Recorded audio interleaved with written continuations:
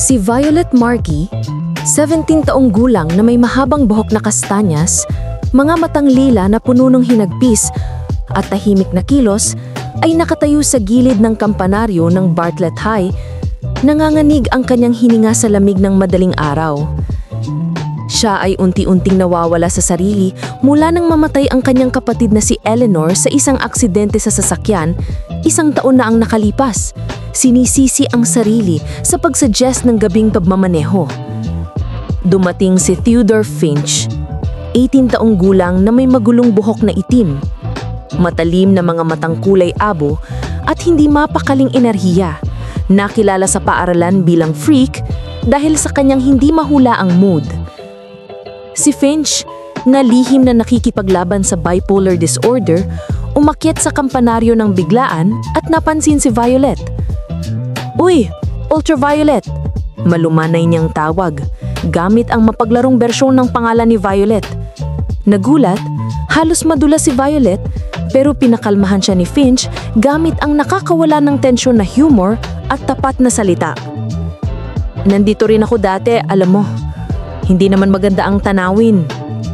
Nagbahagi sila ng isang maikli, mulid makapangyarihang sandali, nakaupo sa gilid. Nakalawit ang mga paa. Nahihiya, tumakas si Violet. Pero naintriga si Finch.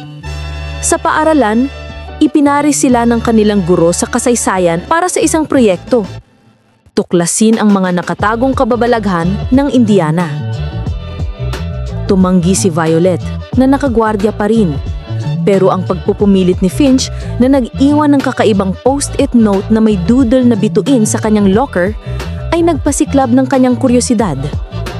Sa bahay, nag-aalala ang mga magulang ni Violet sa kanyang pag-iwas, habang si Finch sa kanilang magulong tahanan nagsusulat sa kanyang journal tungkol sa kanyang gising na yugto, nilalabanan ang hatak ng kanyang mas madilim na tulog na mga sandali. Nagtapos ang episode nang makita ni Violet ang isang mapa na isinilid ni Finch sa kanyang bag.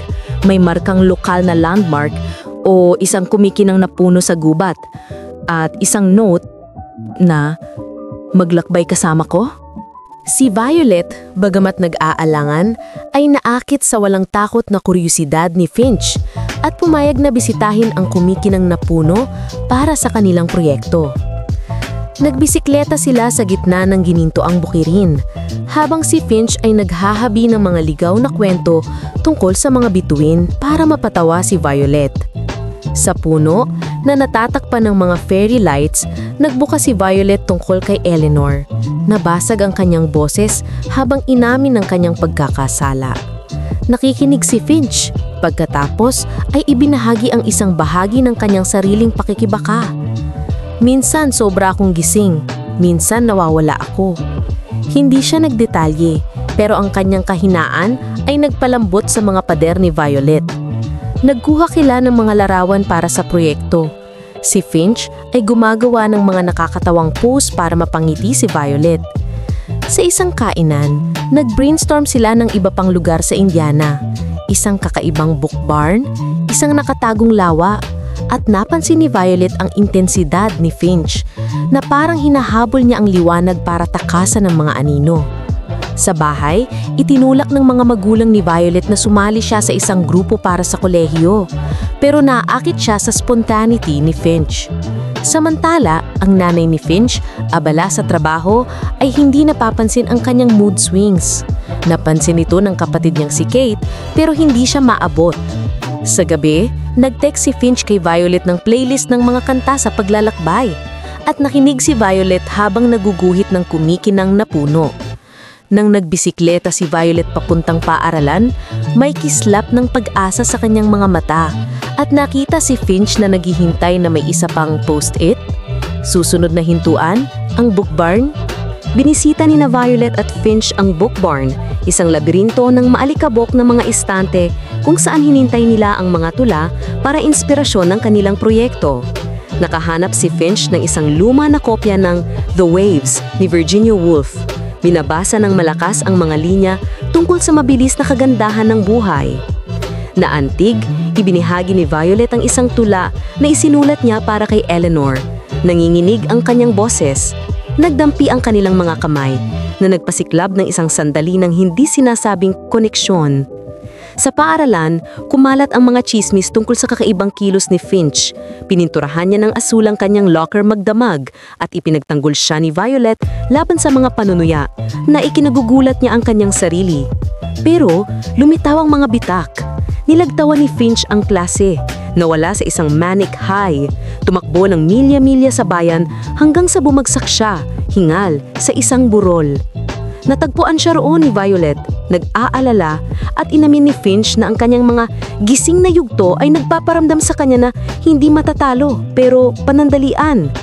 Ibinahagi ni Violet ang kanyang takot sa pagmamaneho mula ng aksidente at nagkasundo sila. Susubukan niyang magmaneho kung ipapangako niyang mananatili siya rito.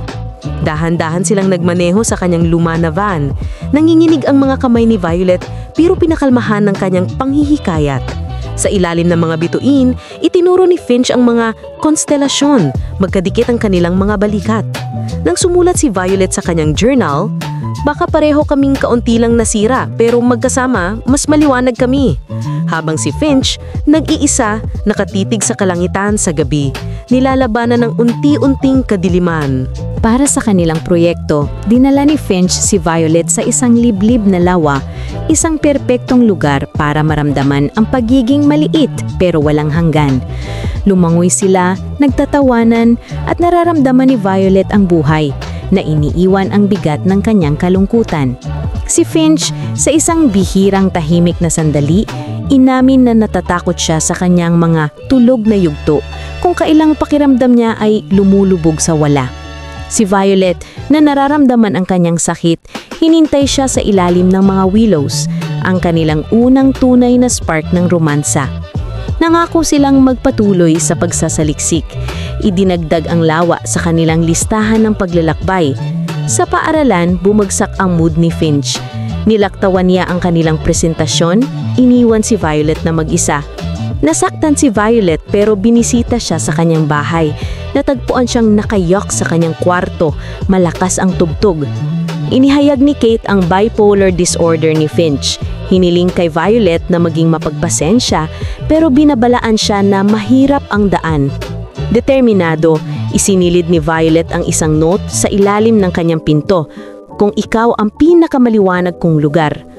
Pagkalipas ng mga araw, lumitaw si Finch, humihingi ng paumanghin, pero bumagsak siya sa isang kaganapan sa paaralan, napunta sa ospital para sa obserbasyon. Binisita siya ni Violet, binabasa ang mga tula sa kanya, pero siya ay malayo, nahihiya. Sa maulan na bubong pagkatapos ng kanyang paglabas, nag-usap sila tungkol sa pagpapagaling. Ang takot ni Violet na mawala siya, ang takot niya na hilahin siya pababa. Nang ibigay ni Finch kay Violet ang isang locket na may charm ng bituin, bumubulong, para sa mga pagkakataong hindi ako sapat. Dumating ang taglamig at itinulak ni Finch si Violet na tapusin ang kanilang proyekto. Nararamdaman na maikli na ang kanyang oras. Binisita nila ang isang nagyelo na quarry, ang kanilang huling kababalaghan, kung saan kinulit ni Finch ang kanilang mga inisyal sa yelo. Siya ay masigla pero marupok. Inamin na isinigil niya ang kanyang mga gamot, naniniwalang kaya niyang takasan ang kadiliman. Nag-aalala, hinimok siya ni Violet na humingi ng tulong, pero umiwas siya na may ngiti. Sinasabi, ikaw ang dahilan ko para manatiling gising.